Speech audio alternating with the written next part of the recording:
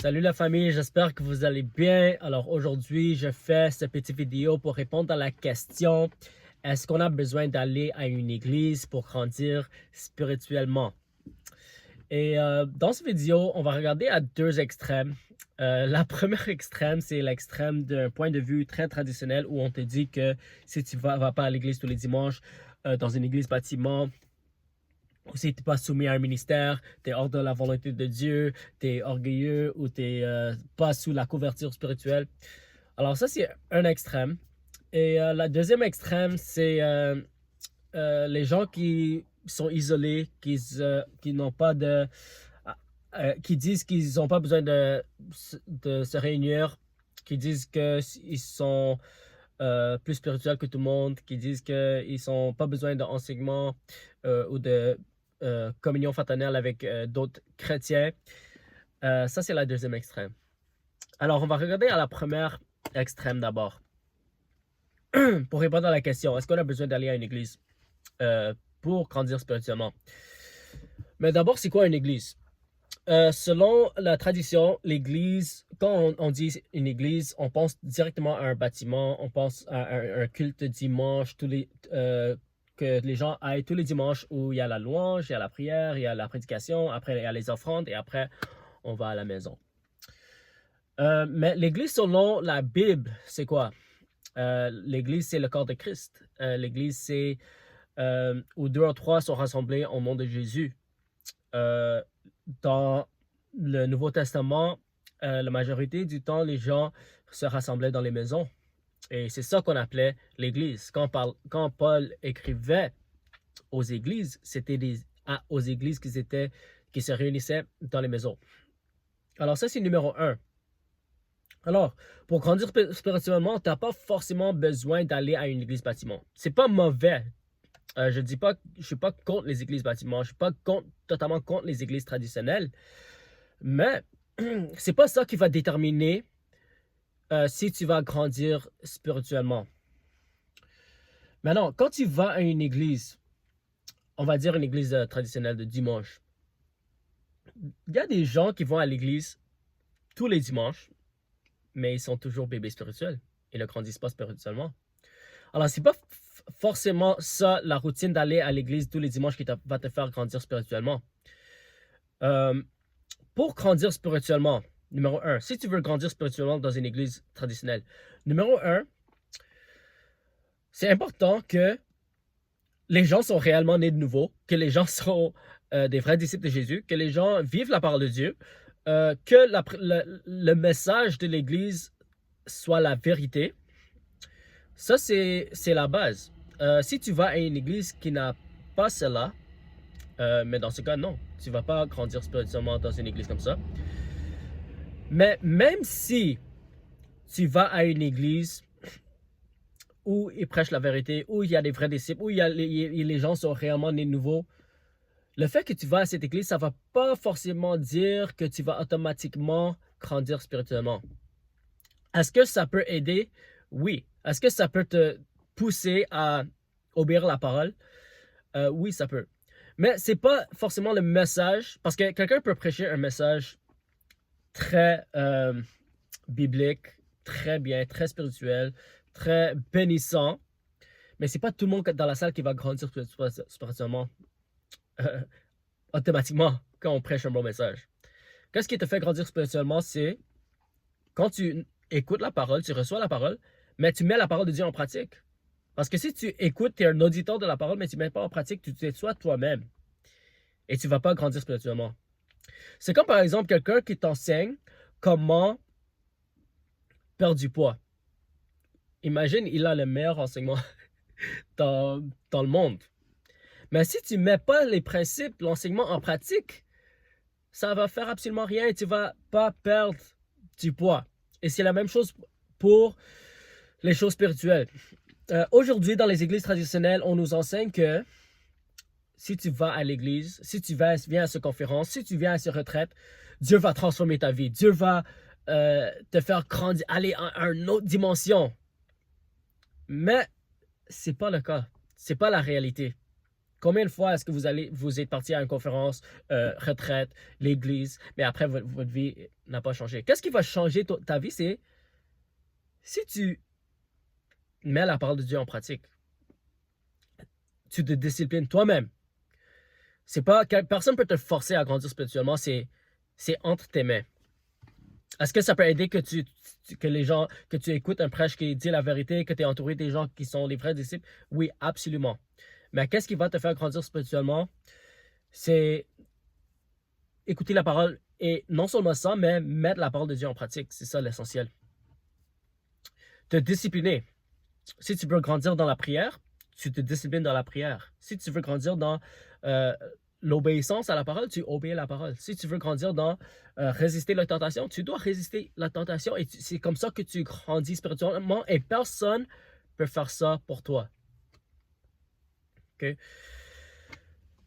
Aussi, selon la tradition, on te dit que tu as absolument besoin d'un leader spirituel. Et je suis pas contre. Je pense que c'est biblique d'avoir des leaders spirituels. Par contre, avec toute chose, il y a des extrêmes. Aujourd'hui, souvent dans les églises, il y a beaucoup de contrôle, il y a beaucoup de manipulation dans cet enseignement de soumission ou de leadership qui peut dépasser les limites. La Bible nous dit clairement, il faut se soumettre à nos autorités, il faut honorer les enseignants, c'est vrai. Mais, c'est pas biblique que ton pasteur, ton enseignant, ton leader contrôle ta vie, te dit quoi acheter, qui marier, que tu n'as pas le droit à quitter cette église. Une autre chose, c'est si tu quittes une église, parce que ça, c'est une histoire qu'on entend souvent quand les gens quittent leur église. C'est tout un scandale, c'est tout un problème si tu quittes ton église. Et je suis pas pour quitter les églises, je suis pas pour la rébellion. Mais en même temps, si quelqu'un quitte une église, ça ne veut pas forcément dire qu'ils ont quitté Dieu.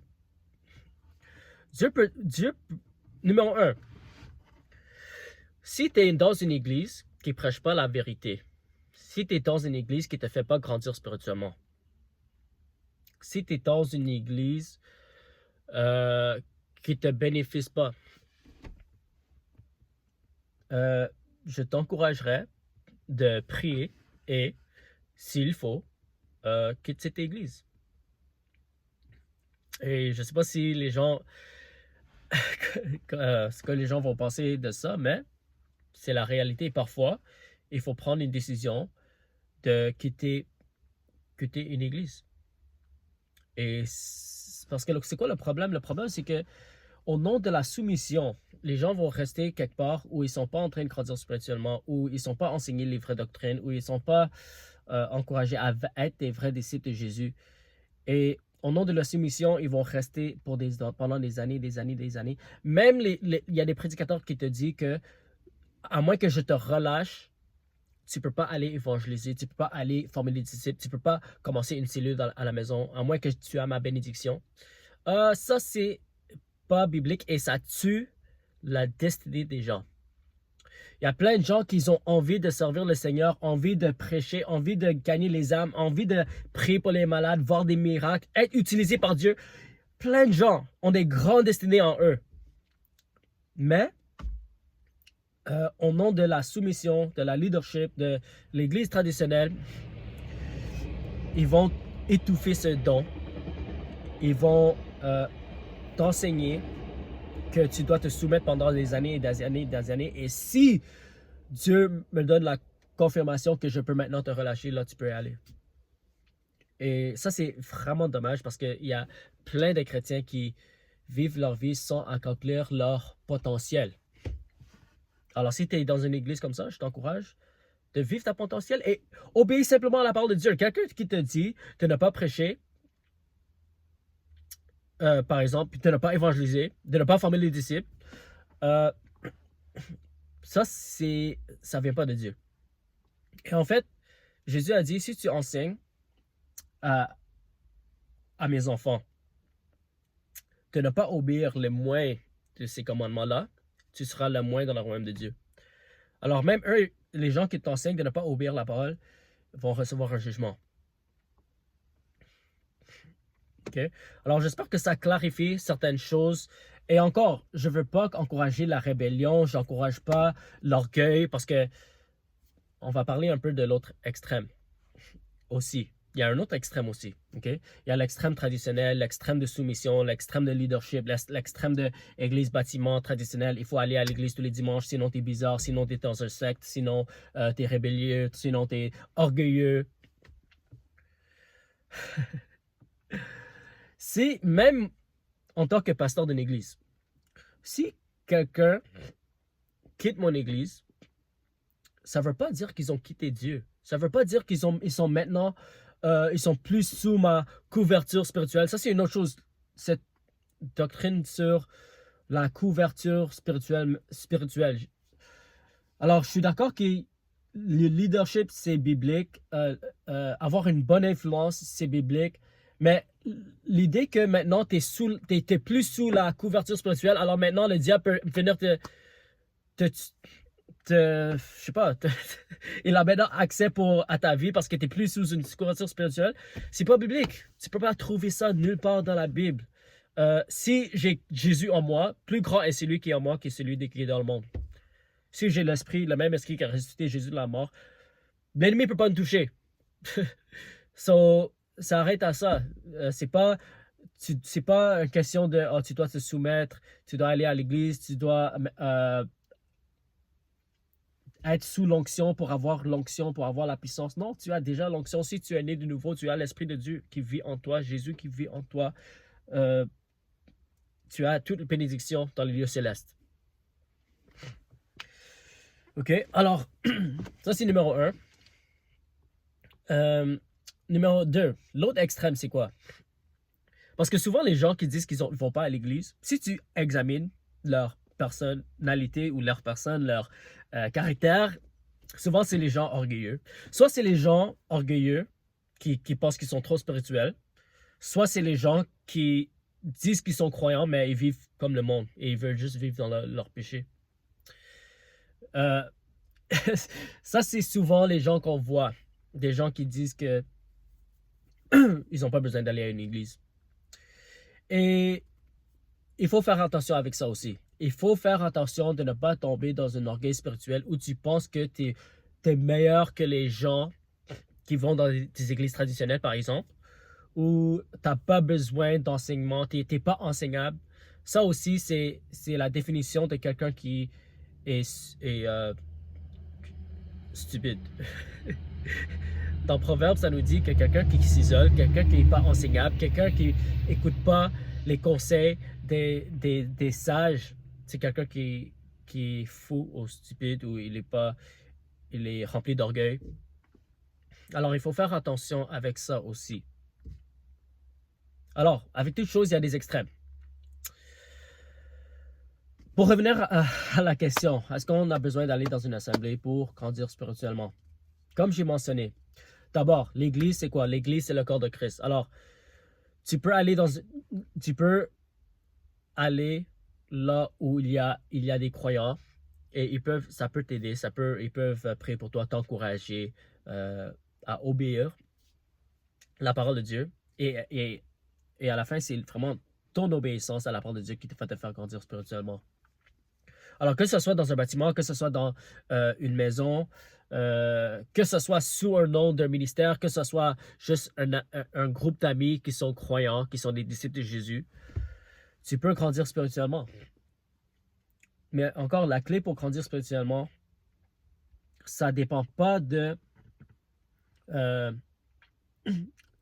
tu ailles à l'église bâtiment tous les dimanches, que tu es soumis à un ministère, que tu suis tous les protocoles traditionnels. Mais c'est question de toi. À la fin, ça revient à toi parce que même si tu as la meilleure église au monde, tu as des plein de choses qui peuvent t'aider à la fin. On a toujours la responsabilité de mettre la parole de Dieu en pratique, de prier, de méditer la Bible, d'obéir la Bible, de résister les tentations, de travailler sur notre amour, notre humilité. Et c'est sûr que c'est par la grâce de Dieu qui peut nous aider à faire ça. Alors, je ne sais pas si ça a vraiment répondu à votre question.